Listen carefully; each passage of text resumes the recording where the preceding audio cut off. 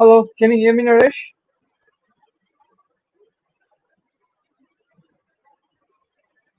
Hello, how are you? Good afternoon. Hi, Shupio. Good afternoon, Shupio.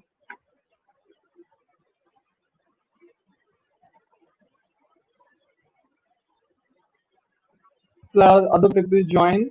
So today, actually, I'm planning to do something really interesting.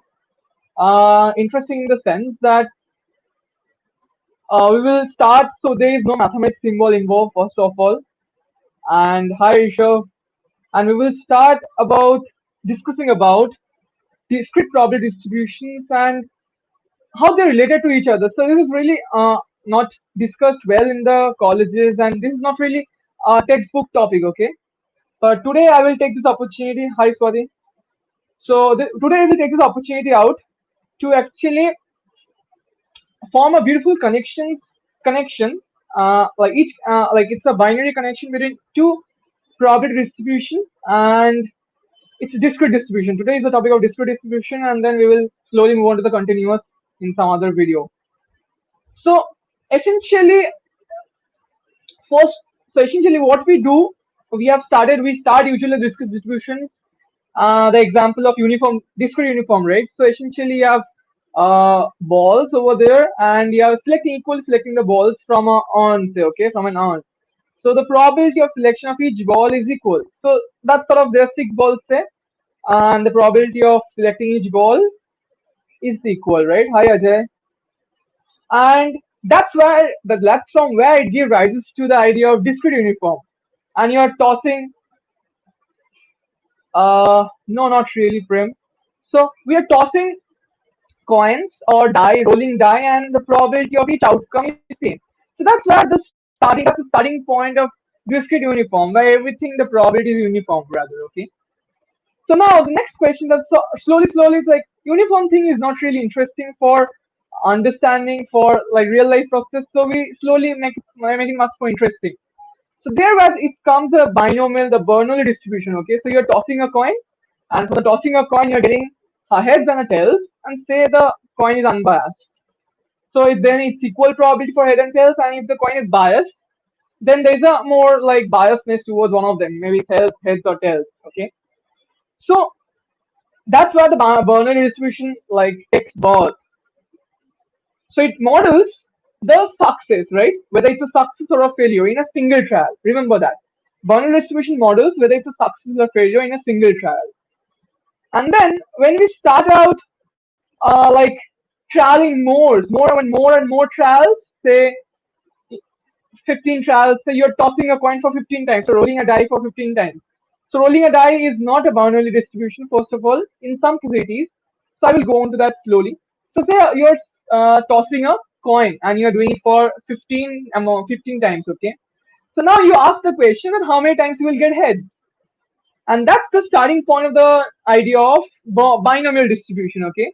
Where you are asking that the number of heads in a number of trials, say number of trials, say. So we have uniform distribution, discrete uniform. From there, thanks, Shoham. From there, we went to Bernoulli distribution, and then we are tossing and doing multiple times to get binomial distribution to get the number of trials, number of successes in n trials. Say, okay. So Bernoulli gives a random variable. So let's be focused in this discussion. Bernoulli gives a random variable on the topic. So audio is not really, so I'm not audible, Ajay. So others, am I audible? So Bernoulli distribution gives the idea. It's a random variable where you're asking whether it's a successful or failure. Binomial distributions, you are doing it multiple times to ask how many times here it succeeds or it fails. Okay, there is a small difference between that.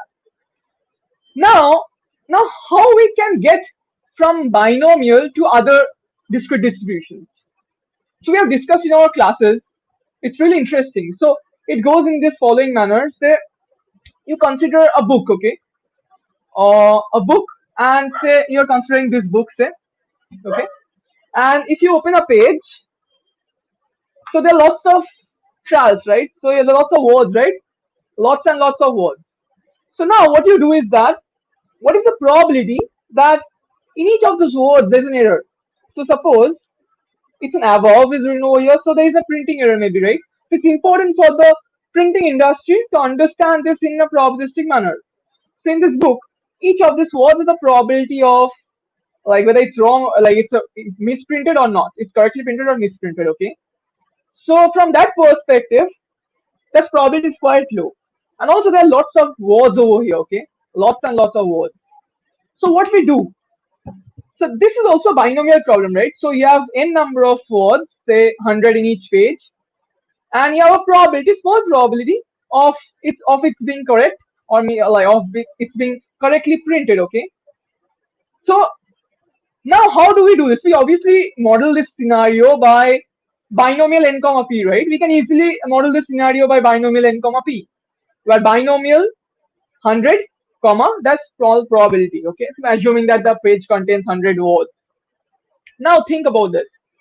So this is where we are slowly transcending into the paradigm of Poisson distribution, okay? So we have large number of words, n, which is going to infinity, and we have small probability of error or small probability of success, and we are clubbing this n comma p together, okay? Why n comma p together? Because the average number of this mixed prints, okay? So it's from binomial, it's n comma p, right? Average of a binomial distribution is n comma p, right? So yeah, so now average number, that is n comma p, that is going towards, say, n goes to infinity, and that probability of success goes to small amount. This n comma p goes to a small certain limit. So we are assuming that, and we are going on to different new interesting distribution, and we can do it mathematically, show it mathematically, that np goes to in lambda, then that whole distribution of binomial will go to Poisson lambda, okay? So this is where it starts. First it's Bernoulli, then it's binomial, and then it's Poisson, okay? Slowly it's increasing, and it's like real life scenario. Now I ask you that how to model stuff. I give you a scenario. For example,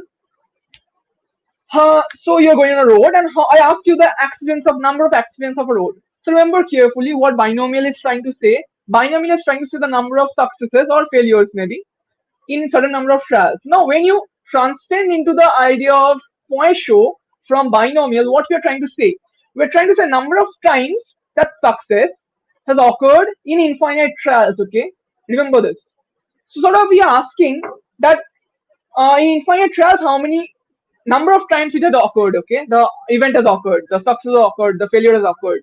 So this is what we are trying to investigate, and that's where we have slowly like entered into the Poisson distribution framework.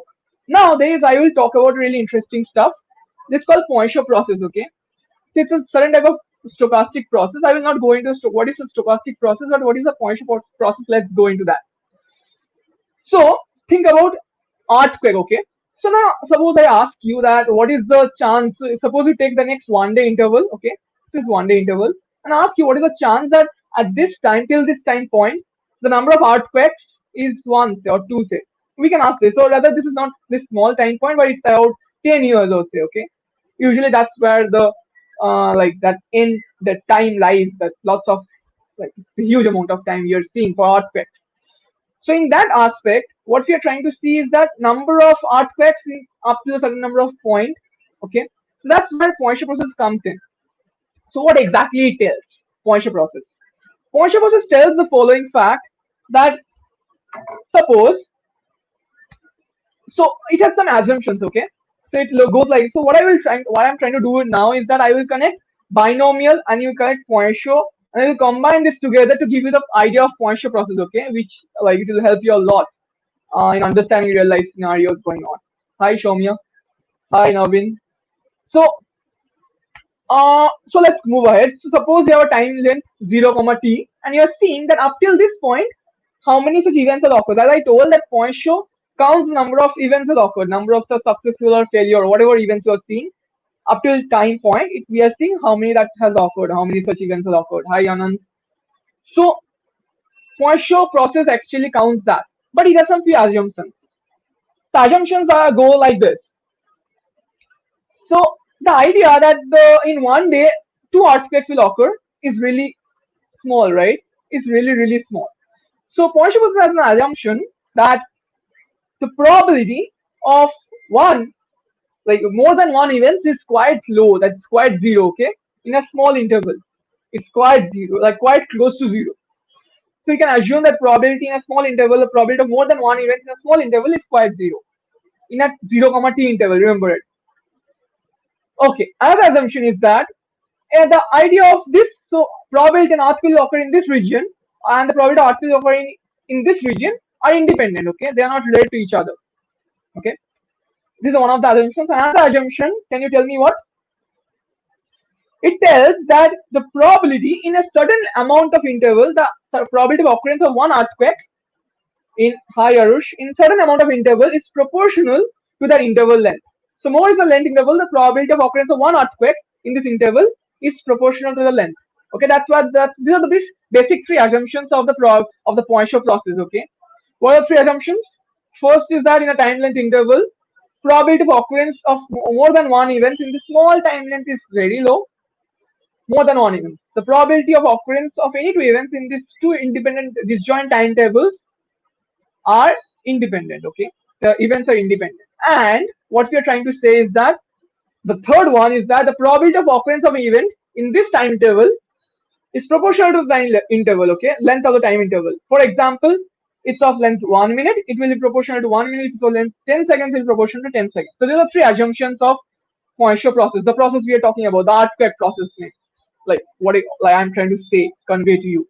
So now, based on these assumptions, we can actually show that it's essentially a Poisson distribution. The number of events in this time point in like time length 0 comma t, it's a Poisson distribution. How? So let's assume this. So let's take this scale. This is a time point. Okay. So suppose these are there. You can see maybe there are some corresponding intervals. Okay. So break down the whole time point 0 comma t in these small intervals. Okay. Let's say n intervals. Okay. So 100 intervals say, or n intervals say. So there are n intervals and each of length t by n, right? N intervals and each of length t by n, right? So that's how we are modeling the fact. Now, what we told, listen very carefully. In each of this interval, the probability of occurrence of one object is proportional to the length. Okay. Therefore, probability of occurrence of one object is proportional to t by n. Okay. Remember this point. The second point, the probability of occurrence of more than one object in this small interval length is zero, almost quite zero. The probability of occurrence of two different time points, two different time lengths are independent, like they are not related to each other. So now observe that if you have this n time lengths, n time intervals, that is of this n time intervals, it's actually in each of this interval it follows binomial. You see, binomial t by n, right? Probability of occurrence of one success point. Suppose we are telling that the success is one earthquake. So the probability of occurrence of one earthquake in each of this time interval is proportional to t by n. Therefore, it's a binomial sort of lambda t by n. Okay, the proportionality constant is lambda. So now, when we are adding this up, when we are making the intervals very short, when you are taking n tends to infinity, this t by n is going to zero, right? So therefore, observe very carefully. This is how Poisson is coming up. So probability of occurrence of k events, the probability of occurrence of k events is actually probability of occurrence one event in each of this, because the probability of occurrence of more than one event in each of this is not really happening. So therefore, because we have assumed that the probability of occurrence of more than one event in each of these small intervals is zero. Okay. So therefore, what we are trying to say is that in each of these n intervals, is following binomial, rather Bernoulli 1 comma t by n. And when we are adding this up n, we are getting binomial n comma t by n. Okay. Remember this, lambda t by n rather, when lambda is the proportionality constant. Okay. Now observe very carefully that when we are limiting this, when we are making this time lengths, the time intervals very small, when we are increasing this number of events to be very large, what is happening? This n comma lambda t by n is going to lambda t. Therefore, we can show, therefore, this is a mathematical way of showing it. I'm just telling in terms of words and stories, that we can show that the time length, the total number of events in this 0 comma t is actually Poisson lambda t, because it's binomial n comma lambda t by n. Okay, you understood? That's the essential idea. So therefore, we have shown this is a Poisson process. Okay, this is the idea of Poisson process, that we are modeling the number of small like this improbabilistic event, small probability events in this large amount of time by breaking it up. Okay, this is the essential idea of Poisson process, and we are combining this up with binomial and Poisson distribution. Okay, very good. So we have understood the relationship between Bernoulli, binomial, and Poisson. Now let's go ahead to something called Bernoulli process. What is Bernoulli process? So Bernoulli process is this, that you are trying to do the following.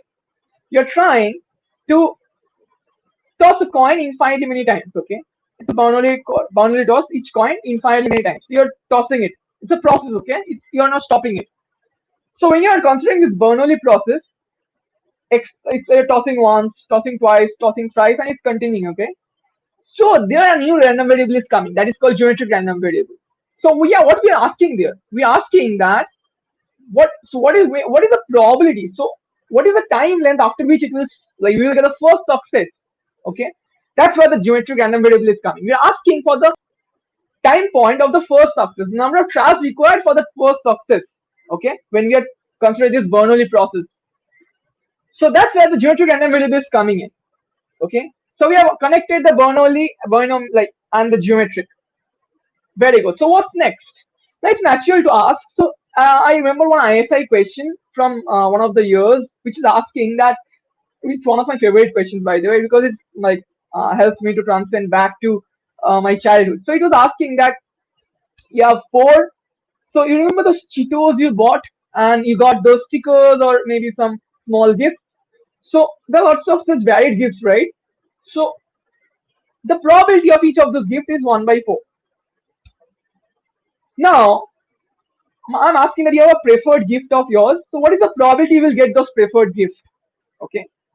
How many chips you want to buy to get that preferred gift? Because when you're buying one of chips, it's a Bernoulli 1/4, right? Because its probability of your favorite say Ben 10 sticker is 1/4. Okay, so therefore it's Bernoulli 1/4. Sort of, you're tossing a coin with 1/4 probability in same way, in the same manner. So now observe that we are trying to now what we are trying to question. The natural question asks boils down that how many Cheetos I want to buy to get that my favorite one, favorite Ben 10 sticker, say. Okay, if you ask this simple question, it turns out that it's actually a geometric random variable. Okay, it's really interesting.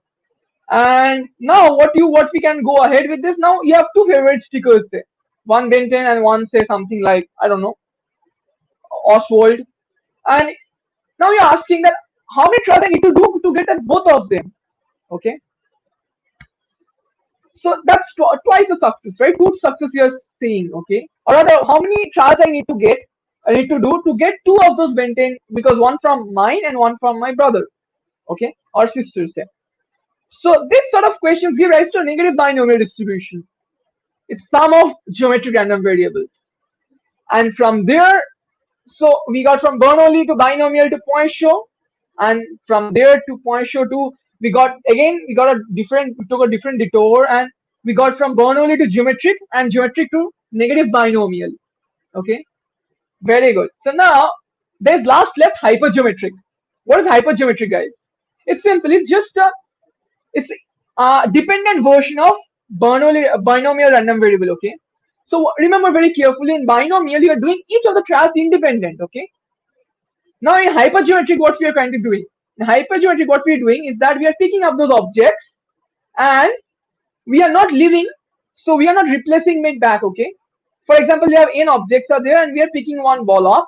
We are keeping it aside. We are not leaving it back. Once we are leaving it back in the ball again, in the urn again, it's binomial happening. It's independent. Okay. But once we are taking it out and keeping it aside, the next trial will be dependent upon the previous trial. So it's independent. It's not independent. It's dependent. Okay. It's interdependent rather. So that's where the hypergeometric comes in. The hypergeometric tells therefore that so therefore it's sort of like a dependent version of binomial random variable. And mathematically you can prove that when the number of trials is going to infinity, number of samples also, then you can prove that it's actually a binomial in the limiting sense. Because when you have infinite number of balls or samples you're taking, then actually there is no difference between picking up one up and keeping it aside. It doesn't make sense. So that's how binomial is related to hypergeometry. Okay. So whatever I told now, it's actually a story of the interdependence and all the story behind and between the different discrete distributions. Okay. I didn't use any mathematical definition, and that's not always quite good, but it's sort of a story, just a normal discussion. So that's why I thought I should make this live and for you. Okay. So any doubts from your side? Otherwise, I will like wrap up the live session for you guys. Any doubts, guys?